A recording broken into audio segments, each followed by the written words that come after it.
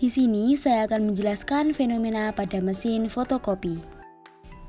Ilmu pengetahuan dan teknologi pada saat ini berkembang dengan sangat cepat. Kemajuan teknologi yang sangat pesat ini berdampak pada semua aspek kehidupan yang berhubungan dengan dunia informasi dan teknologi. Salah satu bentuk perkembangan teknologi di bidang percetakan adalah mesin fotokopi. Saat ini, mesin fotokopi menjadi peralatan yang terkenal dan banyak digunakan, termasuk oleh masyarakat bidang pendidikan. Sebagai pengganti kertas karbon dan mesin-mesin reproduksi sebelumnya, fotokopi menggunakan sifat elektrik dari material yang sensitif cahaya untuk menghasilkan salinan atas dokumen kertas. Nah, mesin fotokopi biasanya menggunakan teknik serografi atau elektrofotografi. Cara kerja mesin fotokopi pada umumnya ada 5 langkah, yaitu charging, exposure, developing, transfer, dan fusing. Pada proses transfer, yaitu pemindahan gambar ke kertas, gambar toner yang dihasilkan pada permukaan drum ditransfer ke sehelai kertas. Nah, peristiwa menempelnya toner pada kertas dapat dijelaskan menggunakan konsep fisika, yaitu tinjauan listrik statis. Baik, di sini saya akan menampilkan gambar proses elektrostatis pada mesin fotokopi. Pada gambar A menunjukkan sabuk fotokonduktor sebelum dikenai cahaya muatan. Muatan abu-abu adalah fotokonduktor dan bagian bawahnya adalah logam. Pada gambar B terjadi penyinaran oleh cahaya yang terang memberikan efek pada fotokonduktor.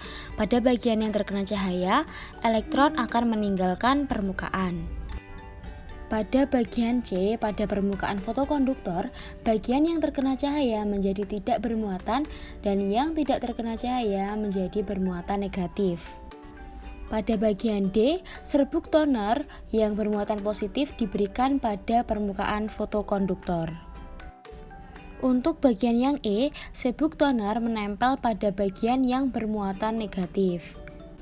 Untuk bagian yang F, penyinaran kembali oleh cahaya pada seluruh permukaan fotokonduktor menyebabkan elektron akan meninggalkan permukaan dan membebaskan toner. Pada bagian G, fotokonduktor menjadi tidak bermuatan dengan toner menempel di atas permukaan.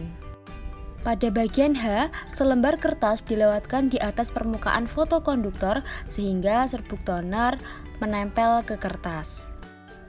Dan pada bagian I, proses pemanasan kertas menyebabkan toner tetap menempel dan terbentuk salinan gambar yang sesuai dengan aslinya. Tahukah kalian mengapa petir bisa terjadi? Petir merupakan salah satu fenomena dari listrik statis.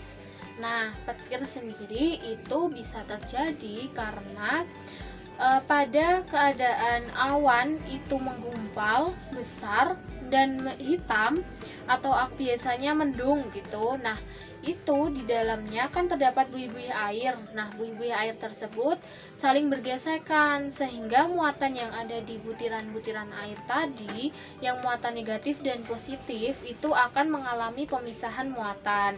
Nah, pemisahan muatan ini di mana di bagian atas awan itu akan bermuatan positif dan di bagian bawah awan itu akan bermuatan negatif.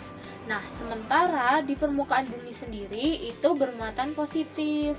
Nah, ketika ada muatan negatif dan ada muatan positif, itu pasti akan terjadi gaya tarik-menarik, saling tarik-menarik ya kan.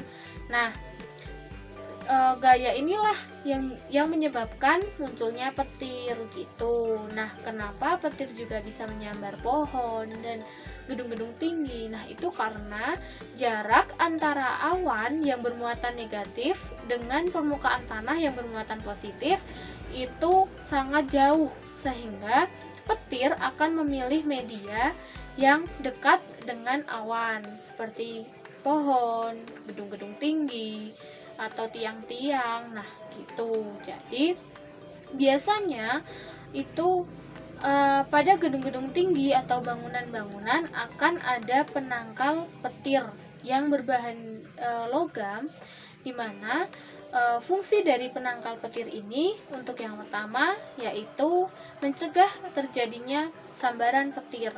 Nah, yang kedua, ketika petir itu menyambar, nah ini dapat merendam efek atau suara bisa atau aliran listrik dari petir itu sendiri, merendam gitu. Jadi mengurangi efek yang terjadi ketika tersambar petir langsung. Nah, untuk yang ketiga yaitu bisa menghantarkan aliran listrik dari sambaran petir ke media lain seperti tanah gitu. Nah, untuk cara dari penangkal petir ini yaitu ketika awan sudah mulai berubah warna atau sudah mendung. Nah, itu kan muatan negatif sudah berpindah ke bagian bawah awan. Nah, pada permukaan bumi itu sendiri kan bermuatan positif, sehingga muatan positif dari tanah ini akan menuju ke penangkal petirnya gitu. Nah, ketika penangkal petir ini sudah tersambar petir,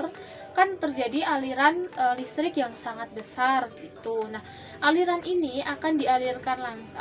listrik ini akan dialirkan melalui konduktor ke media lain seperti tanah. Jadi dari atas gedung akan dialirkan menuju ke permukaan tanah gitu. Dan itu bisa mengurangi efek dari sambaran petir langsung. Terima kasih.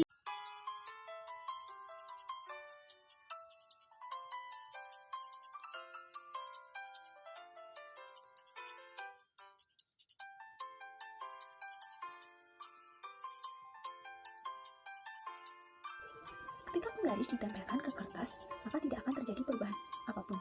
Berbeda dengan penggaris yang sudah digesekkan ke rambut, maka jika ditempelkan ke kertas akan terjadi suatu reaksi.